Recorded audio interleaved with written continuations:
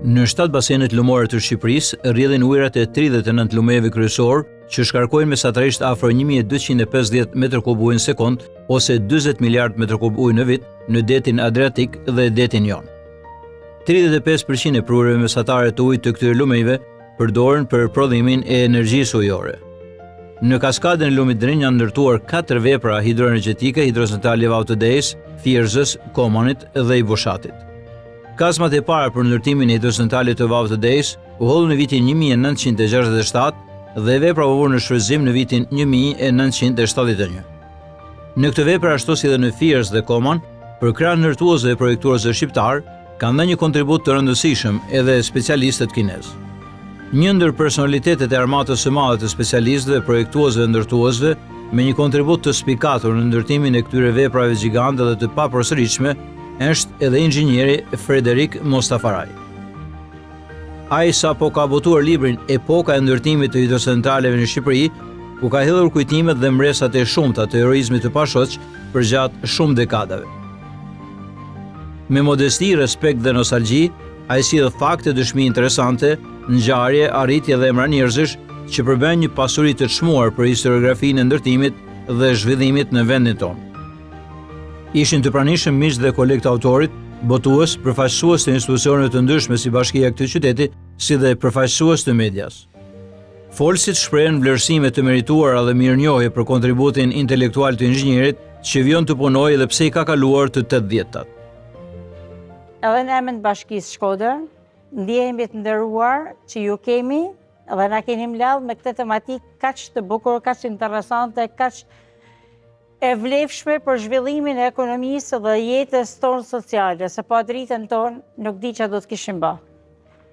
Brezi jonë, edhe mendoj edhe për shumë për jush, edhe pse këtu ka edhe më të ri, e dim krejt mirë, sepse kemi jetuar shkallën e kalimit nga pa energji në me energji. Nga një hidrocentral në 2 e 3, e fjala ishte mu ba 5, dhe kaskada Adrinit ishte një krenari e Veriut dhe të gjithë atyre që kanë marrë pjesë. Aq sa mund të vdesin drita, aq mund të harrohen e të fshihen nga historia e këtij popullit njerëzit që punuan për këtë dritë. Inxhinier Fredi, që nga punëtori më i thjeshtë, që nga brigadieri, që nga inxhinierët dhe deri më sot, emrin tim që kemi punuar në këto hidrocentrale me vite, hera parë që e përmend Fredi. Absolutisht, ne s'kemi punuar për na i ditë njeri, as për emër, as për kështu ishim të edukuar për t'i dhënë këtij vendi. Dhe domethënë unë jam shumë mirënjohëse inxhinier Fredit për të gjithë atë çfarë ka bërë për njerëzit. Ajo që më ka bërë më shumë përshtypje në librin e tij është dimensioni njerëzor, ku inxhinier Fredi nuk lën murator, nuk lën mjeshtër, nuk lën shofer, ato të shnetësisë që kanë punuar pa përmend dhe pa tjetër, pa treguar dhe biografitë e tyre. Në hidrocentralin e Thjerëzës, për të pasur një ide më të qartë për mallësinë e volumeve, inxhinier Fredi na thot, me sasinë e betonit që u vendos në vepër, mund të ndërtohet një mur betoni me lartësi 1 metër e gjerësi 1 metër, që të përshkroj gjithë kufirën e vendit tonë. Ndërsa, me materialet mbushëse të digës, mund të ndërtohet një mur me lartësi 7 metër dhe gjerësi 1 metër që të përshkroj edhe ky gjithë kufirën e Shqipërisë.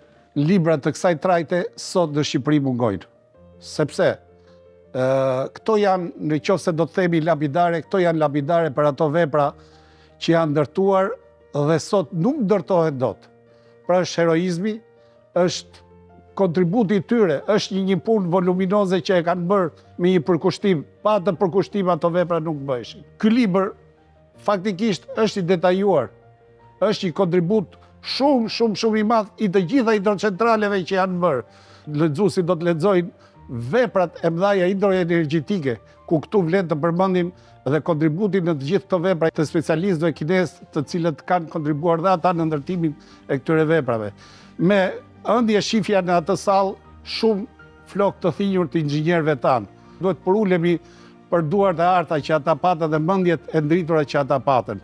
Dhe këtë gjë e ka shprehur shumë qartë inxhinier Fred Mustafaraj në librin e tij. Në libër janë dhënë shumë fakte, shumë element, shumë njerëzit për heroizmat që kanë bërë për ndërtimin e këtyre veprave hidroenergjetike. Lexuesit e parë janë nipat dhe mbesat e autorit, të cilët e rrethojnë atë plot dashuri dhe kuriozitet. Të librin na e ka bërë dhurat gjyshi. Gjyshi këtu ka treguar të gjithë jetën e vet, çka ka bërë gjyshi në punë. E shikoni ju këtë këtu? Këtu është hidrocentrali Fierzës. Ky është hidrocentrali Fierzës. Do me thënë, ky këtu gjyshi është liqeni Fierzës. Liqeni Fierzës. Dhe gjyshi, bashkë me shokët e vet, ka ndërtuar këtë Jo vetëm këtu. këta, po tret vaun e Dejës, këtë dhe Komanin. Këtu është një terren shumë i vështirë, është mal, bie bor, fryn shumë erë. Dhe këtu gjyshi punonte ditë natë, punonte dimër verë. Gjyshi, edhe unë do bëjmë inxhiniere. Bravo! Në një intervistë për CMG Inxhinieri Mustafaraj, e vlerëson ndërtimin e hidrocentraleve një epokë të lavdishme. Besoj ndjeni mjaft i nderuar dhe vlerësuar që në Shkodër, kryeqytetin e Veriut, në Metropolin e Kulturës, në bibliotekën e mirënjohur Marin Barleti, pat një vëmendje dhe interesim të spikator për librin tuaj. Besoj ndjeni i vlerësuar. Jo i vlerësuar, po më emocionoi shumë kjo punë. Jo se prisja, se unë i di, e njoh terrenin, nuk është kollaj që të punosh 20 e ca vjet në këtë ambient, prandaj edhe unë e prura, insistova që të bësh këtu promovimi parë. Që e meritojnë gjithë këta. Librin tuaj e kushtuar ndërtimit e hidrocentraleve në Shqipëri e keni konsideruar epokë. Në fakt, është një histori që fillon në vitin 1949, është një periudhë largë dhe lavdishme. Pse e keni quajtur epokë? Sepse ka disa element përbërës që e përbën epokën, që është koha e gjatë, një veçanti që pak e din. Është krijuar një ndërmarrje në vitin 1949, ndërmarrja e ndërtimeve hidroelektro me qendër në Selit. Është drejtori i parë, është Raman Hanku.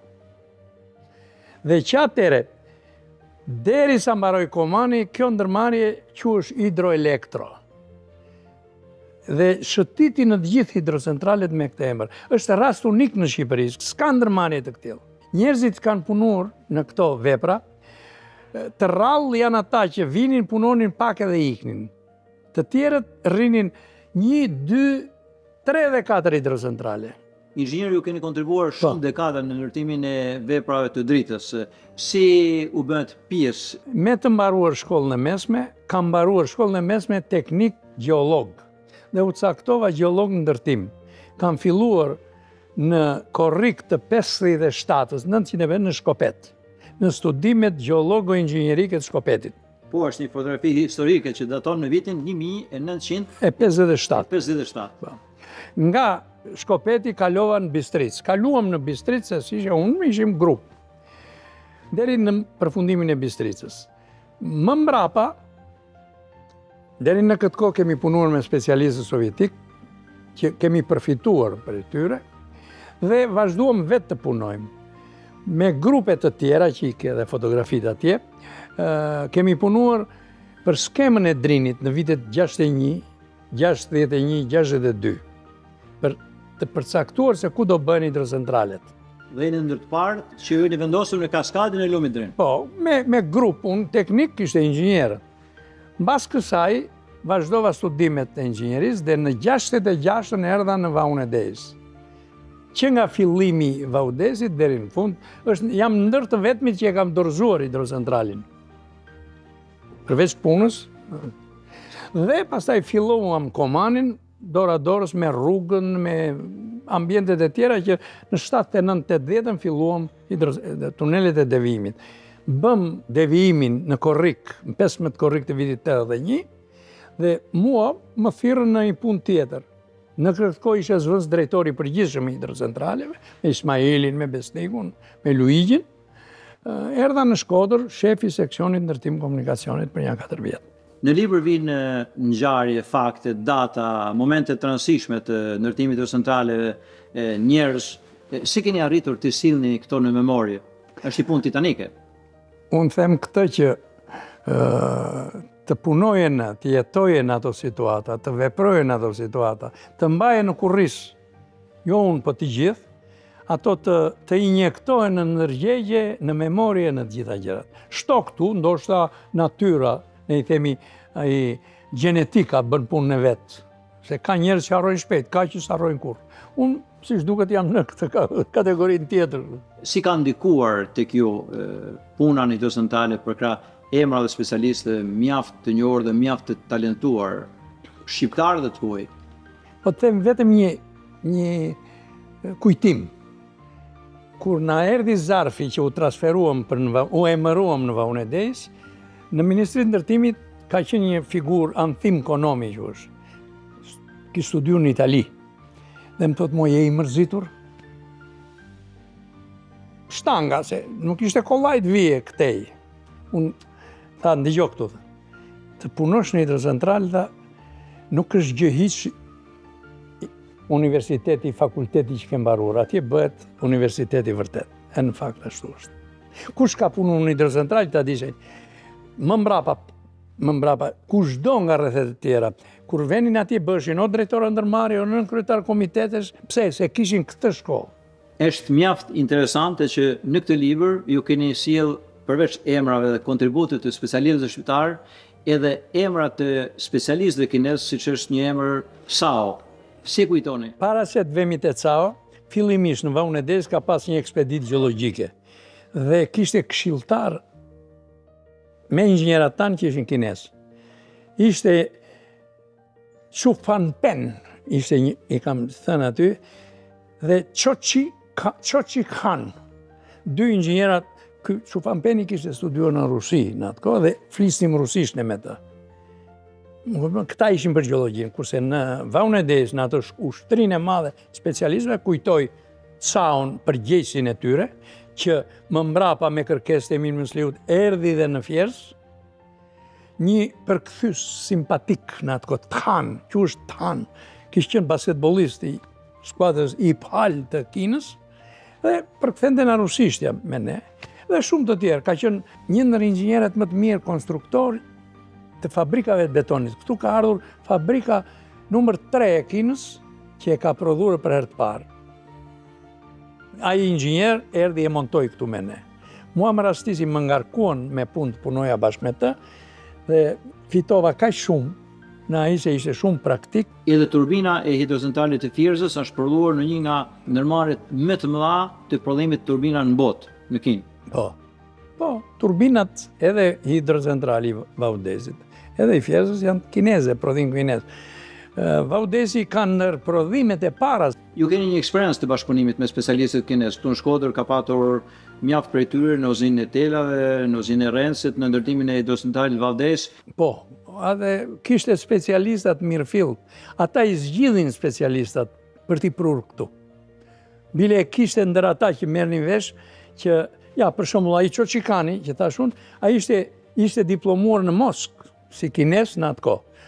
Po ai si mas thënive, ai inxhinieri që ka projektuar fabriket e betonit, ki studiu në Amerikë dhe ishin kthyer prapë në Kinë. Pra ishin nivel të lartë këtë do. Është një histori mjaft e gjatë dhe lavdishme ndërtimit të këtyre veprave, ku ju me një skrupulozitet të spikatur keni sjellë ngjarje, emra, foto, dëshmi, që do t'i shërbejnë breza për një periudhë mjaft të rëndësishme të Shqipërisë.